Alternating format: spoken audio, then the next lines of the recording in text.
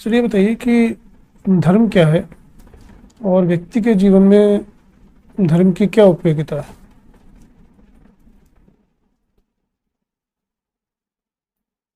वैसे तो ये विषय जो है धर्म बहुत गहरा और विशद विषय है, हम्म, लेकिन फिर भी मैं संक्षेप में सरलता के साथ उसको बताने का प्रयास करूंगा। हम्म, शास्त्रों के अनुसार यद धारणात् इति धर्म है, यानी जिसने सब कुछ धारण किया हुआ है, हम्म, जिसमें सब कुछ स्थित है, वो धर्म है। वेद, हमारे वेद इसको ऋत से संबोधित कर रहे हैं। ऋत यानी वो स्थिति जिसने इस पूरी सृष्टि को धारण भी किया हुआ है और उसका नियमन भी हो रहा है, जहां से वो धर्म है।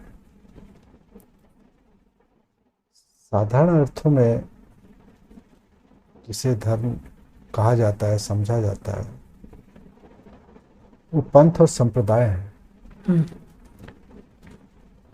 धर्म की बहुत ही सुंदर परिभाषा हमारे वैशेषिक दर्शन में दी हुई है। हम्म, ऋषि कर्णाद ने, ये तो अभ्युदय निश्चयस स धर्म है, यानी जिससे व्यक्ति का, मनुष्य का अभ्युदय हो और निश्चयस की सिद्धि हो, हम्म, वो धर्म है। तो अभ्युदय से यहाँ तात्पर्य है बाहरी और आंतरिक विकास और सिद्धि। हम्म, अच्छा।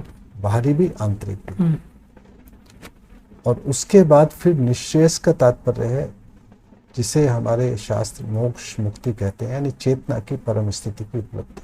हम्म, तो यहाँ ऋषि कह रहे हैं कि वो साधन हम्म, जो अभ्युदय भी दे हम्म, और निश्चेष भी दे, तो बोले जिससे हम्म, सांसारिक सिद्धि भी हो और आत्मिक सिद्धि भी हो, हम्म, वो धर्म।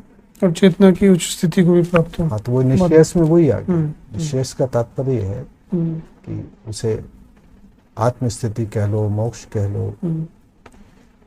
तो ये साधन क्या है सामान्य जीवन में? इसको कैसे अनुसरण किया जा सकता है इस साधन का? देखो, धर्म का एक अर्थ कर्तव्य भी किया जाता है। हम्म, जैसे गीता में श्री कृष्ण कह रहे हैं अर्जुन से कि सर्वधर्मान परित्यज्य मम एकम शरणम व्रज, हम्म, कि सारे धर्मों को छोड़ के, इनका त्याग करके तू मेरी शरण में आ जा। हम्म, तो अब वहाँ कोई उस समय बहुत सारे धर्म थोड़ी थे जो आजकल जैसे जिन्हें हम कह रहे हैं हिंदू, मुस्लिम, सिख, ईसाई, ऐसा थोड़ी था। उस समय तो एक सनातन धर्म था। तो फिर ऐसा क्यों कह रहे हो कि सर्व धर्मान परित्यज्य, सर्व धर्मों को छोड़ के? तो यहाँ श्री कृष्ण का तात्पर्य धर्म से, कर्तव्य से है कि जो भी तू अपने कर्तव्य मान के,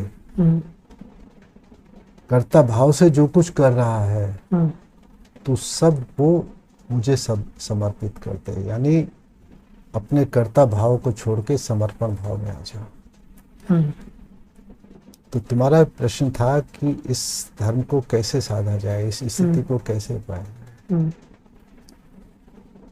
तो चाहे हमारे वेद हो, उपनिषद हो, श्रीमद् भगवद गीता हो, उन सबका सार यही है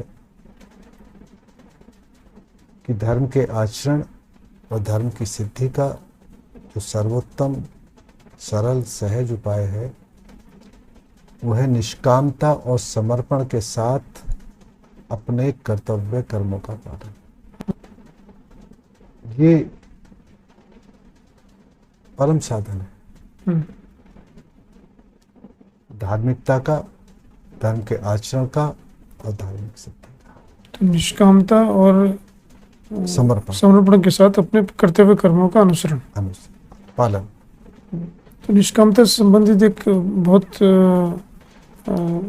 मतलब महत्वपूर्ण श्लोक भी है गीता के अंदर कि कर्तव्य में अधिकारस्ते माँ फलेषु कदाचन। हाँ, तो वो निष्कामता का अर्थ यही है कि माँ फलेषु कदाचन। हाँ, उसका यही अर्थ है कि कर्मण्येवाधिकारस्ते माँ फलेषु कदाचन का तात्पर्य यह है कि तेरा कर्म करने में अधिकार हो। कर्म कर, फल की आकांक्षा मत कर, क्योंकि फल की आकांक्षा करते ही कर्ता भाव आ गया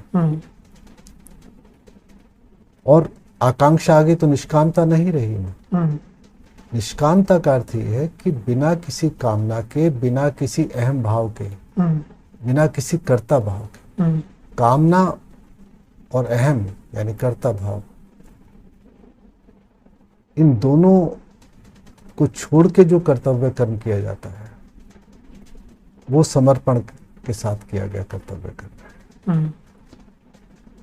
तो वहां ऐसा कर्म ना तो बंधन का कारण बनता है, ना ही दुख और अशांति का कारण बनता है।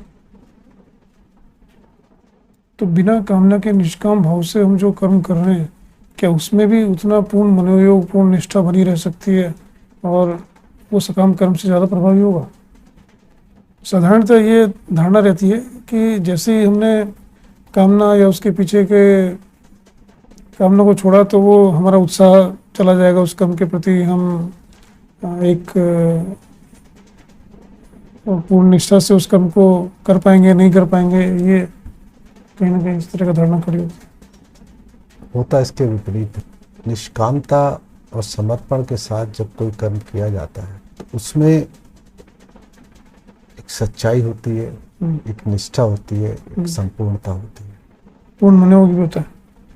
संपूर्णता का अर्थ ही है कि वहाँ सच्चाई जहाँ आ गई, संपूर्णता आ गई, तो वहाँ फिर मनोयोग तो पूरा होगा ही। और अनुभव ये कहता है कि कामना और अहंकार के साथ जो कर्म किया जाता है उसमें थकान भी हो सकती है, ऊब भी हो सकती है, झुंझलाहट भी हो सकती है, नीरसता भी हो सकती है। लेकिन निष्कामता और समर्पण के साथ जो कर्म किया जाता है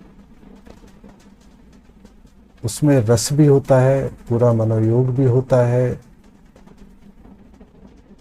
और वो सुखकर भी होता है, ना वहाँ ऊब होती है ना थकान होती है। ये निष्कामता और समर्पण के साथ किए गए कर्म की विशेषता है।